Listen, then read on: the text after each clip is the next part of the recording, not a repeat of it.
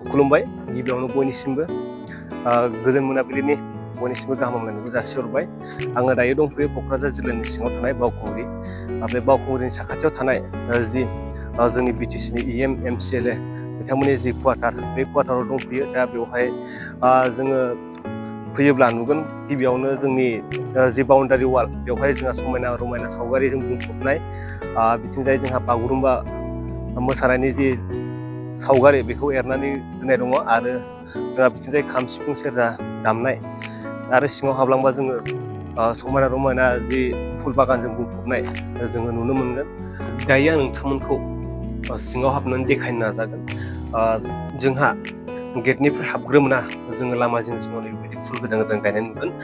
बेवहाय जोंहा माखासे गोदान गोदान फुल दंफां आरो जि बिबार बारग्रा फुल बेखौ गायनाय नुदों। जुदि देरनानै बिबार बारोब्ला जों बिराद समायफ्लेगोन। आरो जोंहा सिंनि नुथायानो बेबायदि। दा जोंहा नैबे बिल्डिंआवनो जोंनि MCLA बिथांमोना रेस्ट लाफैयो, बिथांमोना फैनानै हर थाफैयो। जोबोद समायना जायगाया आरो जोबोद थाजिम, मानो होनोबा जोंहा साखाथियावनो बावखुंग्रि हाजो दङ। बेनिफ्राय जोंहा बावखुंग्रि हाजोखौ जोबोद समायना नुहुरो।